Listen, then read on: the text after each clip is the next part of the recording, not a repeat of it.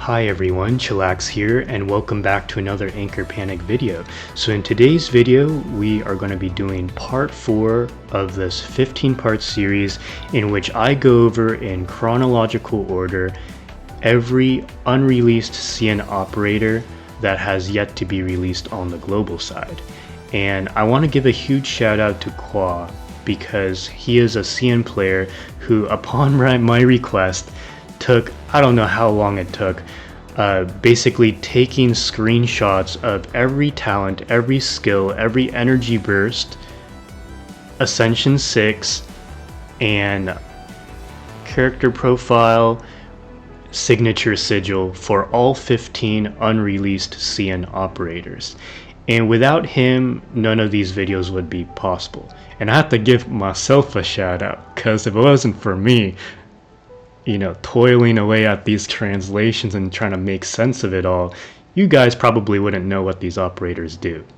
So I would, I implore you, if you haven't already, please drop a like, comment, and subscribe. Usually I say this at the end of this video, but guys, it takes at least an hour to prepare each one of these videos, and I haven't even gotten to the filming part yet. So anyways, without further ado, let's begin. You guys know the drill. We're gonna start off with some really spicy skins to pique your interest, if you know what I mean. As you can see before you, we have the event page, which depicts in 4K the really spicy default skin of Plenilune. And I think free-to-play players are going to be rejoicing because I think she is perfectly hot as is. And I have a weakness for blue-haired waifus, so her character design is definitely up my alley. And I am happy to say that Plenilune's kit makes her probably the first A0 defender who can actually tank for your party. You may have heard me complain in past videos that none of the defenders really tank, right? Maybe they apply an AoE shield, damage reduction, maybe a Thunderrock signature sigil has a 20% chance to draw aggro, but thankfully as part of her kit, you don't even need her signature sigil. She has the ability to neutralize and also draw aggro incoming damage from the enemies. So this is really cool. Okay, so this is the default skin, right? And then here is the first skin that came with her character release, and this is the Hare Rabbit bunny skin. And this skin was actually released simultaneously with the Carnissa bunny skin, if you recall correctly, so likely this will be a battle pass skin that you purchase. And then about 6 months after the release of Plenilune, she got her second skin, which is actually my personal favorite. It's like the Greek goddess skin. Kind of reminds me of like Neptune or Venus. And if you look really closely, oh my god, this skin, whoever designed her skin needs a raise. Holy smokes. Yeah, so I'll definitely be picking up this skin. But for those of you guys who want to add a little spice, you can wait a while. Because last month for the CN side they released a third skin for her, which I think is a really cool take. It's basically like an Arabian dancer, like gypsy style outfit. Looks really cool. Yeah, so she has some really hot skins for a really hot waifu like Plenilune. I think the devs give her a lot of love. Alright, so now moving on to the meat of the video, which is her kit, right? You guys probably want to know what she does. So as you can see before you, this is her character page profile. Pretty interesting, right? She got the moon blades because her kit revolves around moon blades and entering like a lunar ascent or something like that. She is an ice defender, and she has her rate-up banner will be a standard banner, so you shouldn't feel FOMO with skipping her, although I don't know why you would skip her, she's so hot. Yeah, because as soon as her rate up banner appears, she will be included in the pool of rate up heroes who you can lose the 50-50 to. That is something I always like to mention so you guys can plan ahead with your valuable summon tickets. Now for Talent 1, Upper Crescent, at the start of each round, Plenilune gains 1 Moonblade. And this is like, her whole kit revolves around getting stacks of Moonblades, and then eventually it leads to her insane tanking ability. When an enemy deals skill damage, Plenilune consumes a Moonblade to absorb 25% of that skill damage and store it. When Plenilune is on the field, all allied units excluding herself gain plus 8% max HP, scaling off of Plenilune's max HP. So she has a way to essentially neutralize damage and calculate it, because it matters later with her AoE shield, or protection you can say. And she also increases the survivability of all your allies naturally with increased max HP while she's on the field. And then with her second passive, this is called Lunar Radiance. Let me just check the centering, make sure this is okay. Yeah. Let's make this a little bit better. Okay, pardon the centering, guys. So with the Talent 2, at the start of battle, Plenilune creates 1 full moon domain. Okay, when Plenilune is on the field and 5 Moonblades have been consumed, and mind you, we only get 1 Moonblade per round, right? So this won't happen for a while. So when she consumes 5 Moonblades, she removes all control effects from her, unfolds the Lunar Radiance, entering a guarding state. While Lunar Radiance is active, Plenilune takes all enemy normal attacks and skin damage. So this is the first time that we have a defender who can draw aggro as her base kit, not from her signature sigil or anything. Although, as we'll read later, her signature sigil and also her ascensions will make this ability proc a bit more consistently and sooner. Okay, yeah, so she takes all enemy normal attacks and skill damage. The maximum damage Lunar Radiance can absorb is equal to the total damage calculated, right, absorbed by the 5 Moonblades, plus 40% of Plenilune's max HP for 2 rounds. Damage resolution priority: damage is applied to the Lunar Radiance first. If incoming damage exceeds Lunar Radiance's HP limit, it shatters, completely negating that instance of damage. So it's kind of like Thunderrock's parry, right? Like every time she parries, the fourth parry will completely neutralize that incoming damage and heal herself. This is kind of similar, except this is like, you know, she's protecting her allies, and when the shield breaks, it neutralizes the instance of damage that broke it, right? If Lunar Radiance is reactivated while already active, it replaces the previous one. Now, creating Full Moon Domain is considered an energy releasing effect and does not guarantee Moonblades. Activating Lunar Radiance is also treated as an energy release effect. So this has certain implications, right? Because certain operators, they want allies to perform skills in order to get, say, like stacks of ammo in the case of Rose, or stacks of Abyss Return like Abyss Elysia. There will be operators in the future that whenever an ally casts an energy burst, they will get a stack of something. So that's why it states all that. Basic attack is pretty vanilla. Skill 1, so New Moon Shadow, she deals 152% attack plus 100 as ice damage to the front row single enemy. The final hit applies 2 stacks of freeze for 2 rounds. And the freezing debuff, as I mentioned in past videos,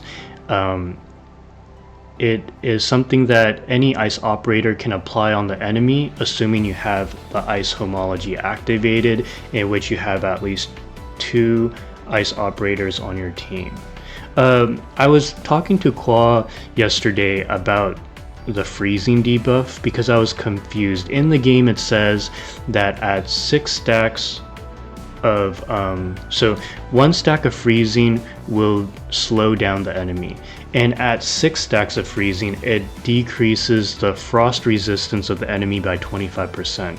I was asking Qua yesterday if that means that you're likely to freeze the enemy or your ice damage dealers do more ice damage, and the answer is the latter. Your ice operators will essentially do more damage to the enemies. So just want to clarify that. So this works towards that your ice damage dealers doing more damage, right? And you're also slowing the enemies down along the way. Now for her skill 2, and mind you, I have a blurb here, it might not be released in the global server, because right now global server does not have skill 2. So it deals AoE damage, kind of like what Lang Jiao does, and then the final hit applies 1 stack of freeze for 2 rounds. And yeah. Now for the energy burst, pure radiant glow, Plenilune immediately gains 2 moonblades. Okay, so this is another way to get moonblades. So she gets one per turn from her first passive, and she gets 2 more when she does an energy burst. So Plenilune immediately gains 2 moonblades and creates a full moon domain that lasts 2 turns. While full moon domain is active, when an ally takes skill damage, there is a 32% chance for Plenilune to gain 1 moonblade. So this is yet another way for her to gather moonblades. So it is certainly possible that by the end or middle of round 2, depending on how quick or slow your Plenilune is, you could actually have the, what did we say, the lunar eclipse or whatever, the one where she starts aggroing all the incoming normal and skill damage. Yeah, and it specifies once again moonblades can be stored up to 5 stacks before it changes to the lunar eclipse. Okay, now entering a little bit of whale territory, if you do decide to get multiple copies of her, her Ascension 6 provides the 2 effects. One is that every time Plenilune consumes a moonblade, she gains plus 10% energy recovery. And then when Lunar Radiance, okay, so it's not Lunar Eclipse, it's Lunar Radiance, shatters or is replaced, Plenilune immediately gains 2 moonblades. So that's really good, right? It makes her like a Lunar Radiance battery, where she basically makes it so that she's going to end up taking normal and skill damage for all your allies, you know, and then she'll be constantly, you know, her Lunar Radiance shatters and that further nullifies damage. You see the vision, right? So she seems to operate perfectly well at Ascension 0, but Ascension 6 really like gives you additional ways to get moonblades, and also to get energy recovery, to get her burst off, to get more moonblades. You know, it's really I think she's a good defender to get multiple copies of.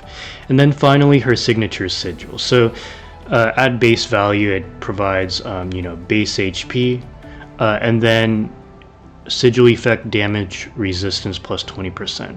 Now, I was talking to Qual the other day, and he mentioned that in the CN server they have 5 stat lines that don't exist for global. I don't remember all 5, but I believe damage resistance was one of them. Most likely damage resistance will be changed to either damage, I think most likely damage reduction, although I don't think it'll be plus 20%, it most likely will be like plus 12% or something, because in global server right now we have some operators that provide, say, like a 6% damage reduction, and that already does a lot. So yeah, and then when Plenilune is equipped with the Sigil, at the start of the first round she immediately gets 1 moonblade, and while casting skills, excluding additional or extra skill releases, there is a 36% chance to gain 1 moonblade. And while Lunar Radiance is active, that's the one where you consume 5 moonblades to enter the state, Plenilune's damage reduction effect is increased by an additional 12.5%. Wow. Okay. Yeah, so pretty good signature Sigil now there, because it gives her an additional way to get moonblades, at the start of the first round, as well as every time she casts a skill. And when she unfolds the moon, consumes the five moon blades and gets lunar radiance, she will get additional damage reduction to improve her tankiness. So in summary, Plenilune is an ice defender focused on moonblade generation, converting energy skill damage into stored damage mitigation, while passively strengthening team survivability. And then second, she provides a team-wide max HP buff, excluding herself, that scales off of her own HP, reinforcing tank-centric compositions. Moonblades absorb energy skill damage, allowing Plenilune to blunt burst heavy encounters and build towards stronger defensive states. After consuming enough moonblades, she cleanses crowd control and enters lunar radiance, redirecting all incoming damage to herself and nullifying overflow damage. Her energy burst accelerates moonblade generation through a full moon domain, especially effective against enemies that rely on frequent skill usage. So I think, now that I think about it, Plenilune does kind of counter existing powerhouses on the global server, notably Rose and to some extent Tia.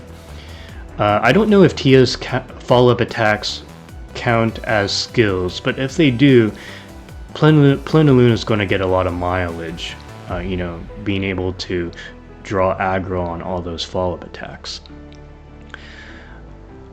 Skill 1 supplies reliable single target ice damage and freezing stacking, enabling crowd control and synergy with ice-based teams.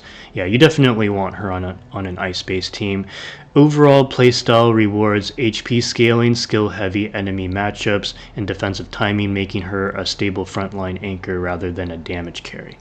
Ascensions mainly improve moonblade and energy economy and enhance uptime, but her core defensive loop is fully functional at base investment. So I hope you guys found this video informative. Like I mentioned before, if you want to see more videos like this, don't forget to drop a like, comment, and subscribe so you don't miss another video, and you help me with the YouTube algorithm. Thank you so much for watching, and I'll catch you guys in the next video.